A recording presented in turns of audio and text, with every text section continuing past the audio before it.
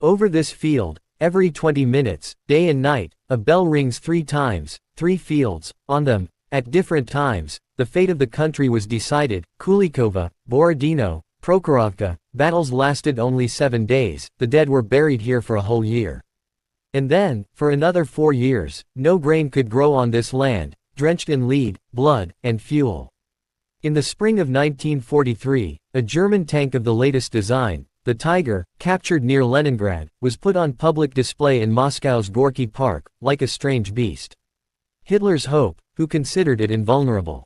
Marshal Zhukov calmly inspects the trophy. The people must see that we, too, have tamed this iron fascist beast. In fact, Zhukov knew that this particular example hadn't been hit, it had simply gotten bogged down somewhere in the Karelian swamps. Stalin had already been informed of the experts' disappointing conclusion: the Red Army didn't yet have a single anti-tank weapon capable of destroying this 65-ton monster. The Supreme Commander-in-Chief was once again convinced that his intuition had been right. He looked at the tank and wondered who had designed it. This man almost became a Soviet minister, but instead got a job with Hitler. Too bad. Back in the early 1930s, Stalin had already noticed Ferdinand Porsche, the famous engineer who came up with the idea for the Volkswagen People's Car. In 1932, at the personal invitation of Joseph Stalin, Porsche came to Soviet Russia. During their conversation, they discussed the prospects of the auto industry, but Stalin outlined the goal of the current 5-year plan, to urgently establish mass production of trucks and tractors. The Supreme Commander-in-Chief counted on the assistance of designers in creating new tanks. He devised a government position for Porsche, chief auto designer of the USSR. Not one of his subjects would have dared to refuse such an offer. But Porsche refused. What he saw at the newly built Gorky automobile plant shocked him.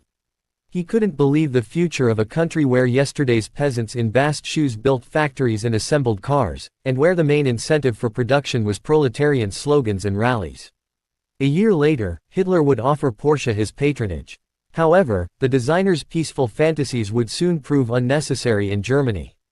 Following the Führer's orders, Ferdinand Porsche would begin developing armored vehicles. But in Bolshevik Russia, among those semi-literate peasants whose qualifications did not satisfy Porsche, a natural talent emerged who dealt a blow to the pride of the brilliant designer and his Führer. Hitler would list him as a personal enemy and try to settle the score with him at any cost. In October 1941, Luftwaffe bombers, on Hitler's personal orders, would raze to the ground the resting place of Mikhail Koshkin, the designer of the Soviet T-34 tank. German Marshal Guderian uttered the historic phrase, "Victory follows in the footsteps of tanks." History made its own adjustments, in the footsteps of good tanks. At the very beginning of the war, in July 1941, the troops of the 6th Army of the Wehrmacht under the command of Field Marshal von Reichenau managed to knock out several Soviet tanks. Reichenau immediately arrived on the battlefield with a folding ruler. He personally inspected all the disabled Russian tanks. He climbed inside each one and measured the armor thickness of each one. And I will never forget how he returned in the evening and said, "I saw a Russian tank today. If it rolls off the assembly line, we will lose the war." It was a T-34. German specialists tested it on the move and fired at it at a firing range. The General Staff sent a report to Hitler. The T-34 was superior to German armored vehicles in every respect. The troops were instructed not to engage in combat with the T-34. In 1937, Mikhail Koshkin, chief designer of the Kharkiv locomotive plant, was tasked by the Politburo of the Central Committee with building a new generation tank. Corps Commander Dmitry Pavlov, head of the Red Army's Armored Vehicle Directorate, believed there was no point in reinventing the wheel. The Army was fully equipped with BT-7 light tanks designed by American engineer Christie. They could leap rivers with impressive speed and reach 60 km per hour on highways. The Germans dubbed the BT-7 inches the Autobahn tank. Former collective farm tractor drivers drove it.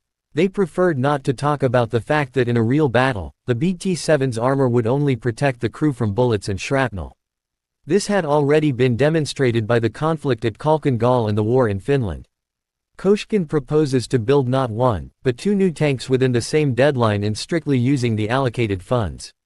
The first should be as envisioned by military leaders raised on the romanticism of Tuchankas. The second is an off-road tank with wide tracks, a diesel engine, strong armor and a powerful gun. At the end of the 30s, such a concept is so unusual that the future tank is received with hostility already at the design stage. His main opponent is Marshal Grigory Kulik, Deputy People's Commissar of Defense for Armaments. But Stalin decides, let Comrade Koshkin work, we'll see the finished prototype. The Defense Department inspector doesn't like the tank, it doesn't fit into Soviet military doctrine. According to it, an aggressor must be immediately defeated on its own territory. And this, wrong, tank will delay the rapid advance of the Red Rifle divisions. All the signs of sabotage are evident. Marshal Kulik orders the future T-34 removed from production. But Koshkin takes a risk, he completes production of 4 prototypes. In December 1939, the designer drives the illegitimate tanks from Kharkiv to Moscow to show them to Stalin at demonstration tests in the Kremlin. Grigory Kulik continues to thwart Koshkin's project. He speaks loudly, so that Stalin can hear, we will pay dearly for producing vehicles that are insufficiently combat-ready. But the leader allows the T-34 to survive. An inspired Koshkin informs Stalin, so, here's the idea, the new tank is an order of magnitude better than this one. On the return journey, the vehicle, piloted by the designer himself, sank beneath the ice of the Seversky Donets River near Kursk. 3 years later, at this very spot, in the Kursk arena, Mikhail Koshkin's tanks would clash with those of Ferdinand Porsche. But he never learned how that battle ended.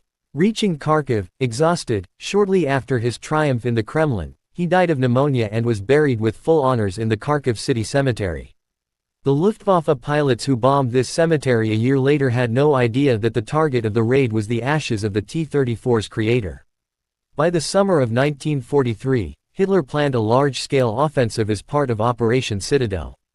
According to the plan, Army Group South was to encircle and destroy a powerful group of Soviet troops in the Kursk area. The Bolshevik capital is only 600 kilometers away. Field Marshal Erich von Manstein, considered the German army's best strategist, is appointed commander of the operation. Manstein advises the Führer to begin the operation as quickly as possible, but Hitler hesitates. He no longer fears the Soviet T-34s. In the 3 years since the death of their designer, the Russians have established mass production of these vehicles in evacuated factories, in unheated workshops. They are assembled by women and teenagers, hastily trained in the most basic operations.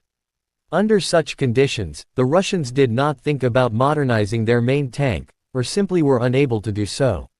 In 1943, the Red Army lost its tank advantage. The Wehrmacht's latest technology was incomparably superior to previous models. The heavy Tiger tank, designed by the famous Ferdinand Porsche, became a serious threat. Hitler postponed Operation Citadel in order to transfer as many Tigers as possible to the Kursk Bulge.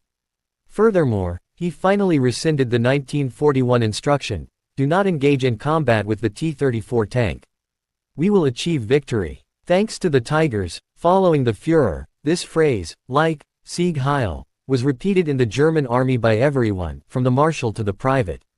Finally, on July 1, 1943, Manstein reports to the Führer's headquarters, at Kursk, for the first time, we outnumber the Russian army in tanks. That same day, at a meeting in Königsberg, Hitler announces the exact start date of Operation Citadel. It will begin in 4 days, on July 5 at 3 a.m. The mood at Soviet headquarters is alarming. According to intelligence, the Germans are preparing for a breakthrough on the southern flank of the Kursk Bulge, which is defended by the Voronezh front. Everyone is well aware of the power of several SS armored divisions gathered into a fist. Every day, more and more units of the Red Army arrive in the Kursk Bulge area. However, achieving superiority in manpower was not possible. After Stalingrad, the shortage of fighters was already beginning to make itself felt. It was clearly impossible to overcome the enemy with sheer numbers, as in previous years of the war, and skill was still elusive. Wehrmacht generals protected the commanders of their units and subunits, even down to the non-commissioned officer. In contrast, the junior and mid-level command staff of the Red Army had been significantly depleted over the 2 years of war and was being replenished with inexperienced personnel.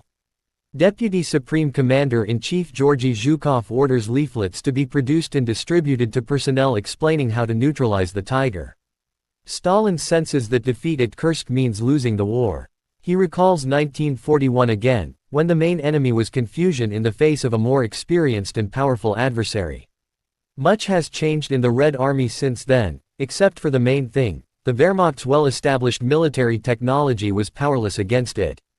Russians have always been ready to die for their homeland. The previous day, General Katakov had refused to carry out an order from Vatutin, commander of the Voronezh front. Vatutin had set a senseless task, from the point of view of military science, to use the forces of the entire unit to launch a counterattack in the direction of Tomarovka, against the advancing enemy armored divisions. However, General Katakov declared that this would be suicide for his army. The obstinate general was threatened with execution for refusing to carry out the order, but unexpectedly, instead of a reprimand, Stalin asked Katakov to explain his decision.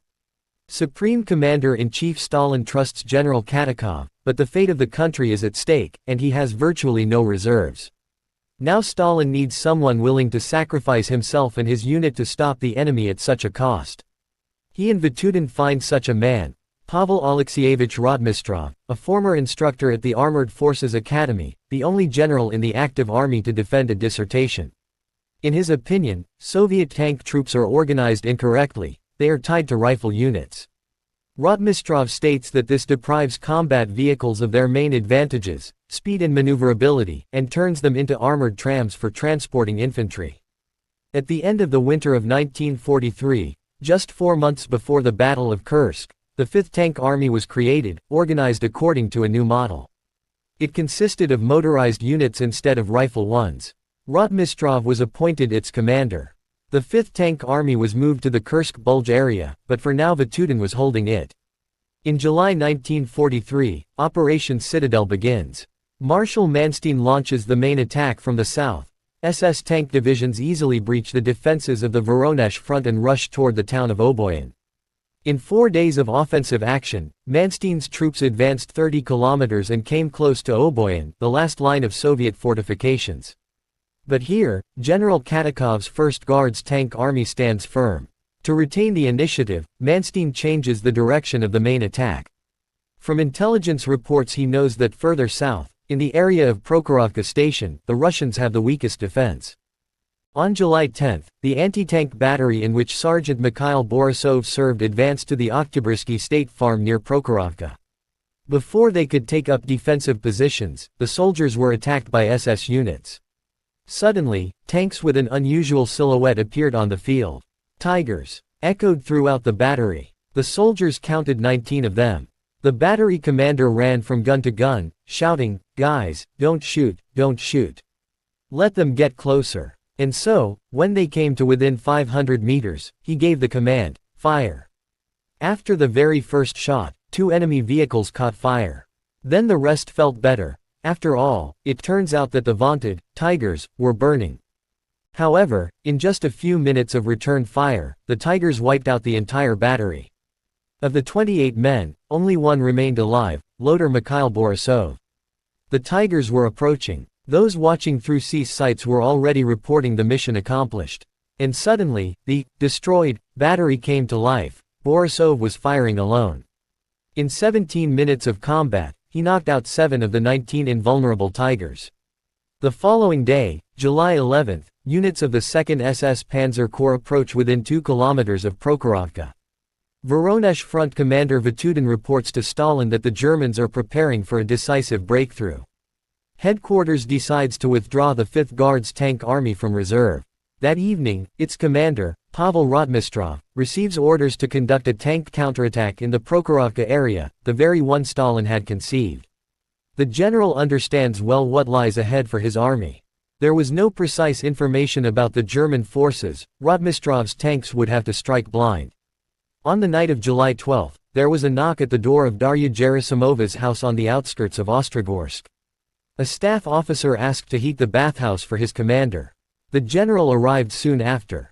Many years later, she would recognize him from a newspaper photograph. It was Pavel Alexeyevich Rotmistrov.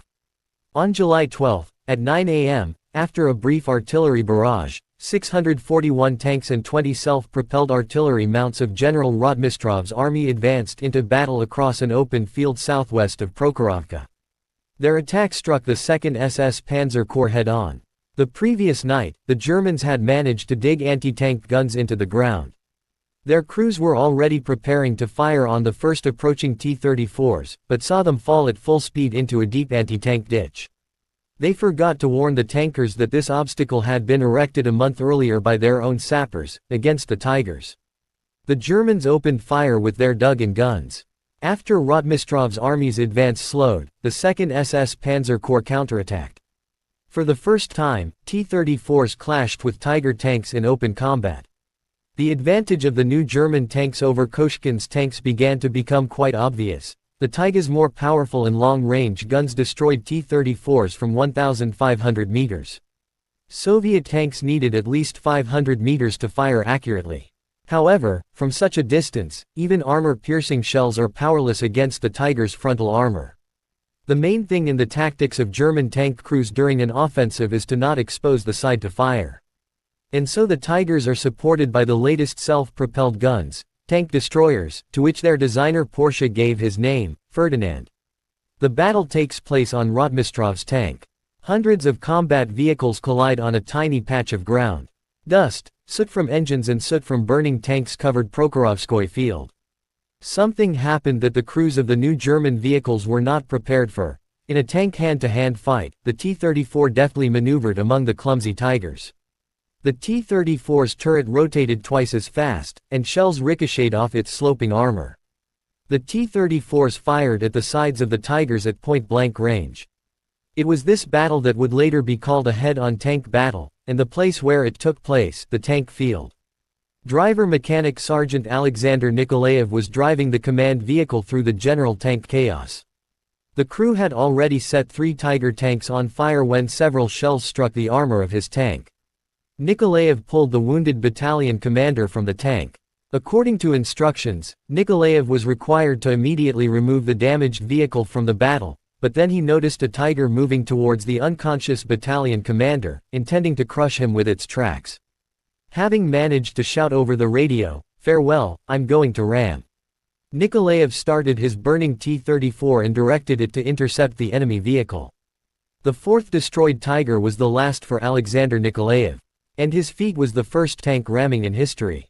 Along with her son's letter, Sasha's mother will receive a funeral notice. Approximately 20 tank ramming attacks occurred at Tank Field.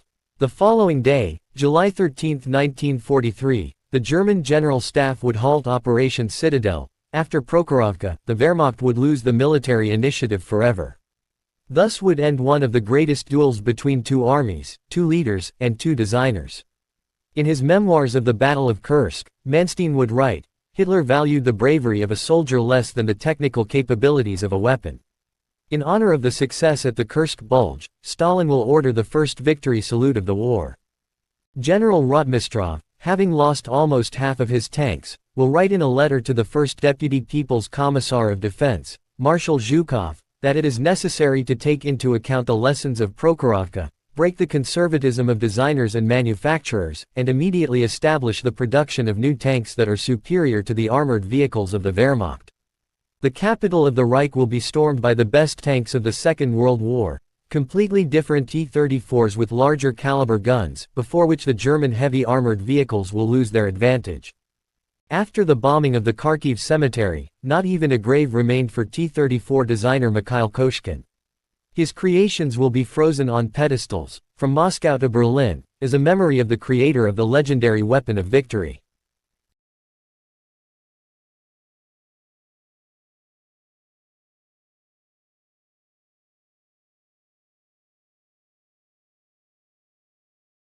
After the bombing of the Kharkiv cemetery, not even a grave remained for T-34 designer Mikhail Koshkin.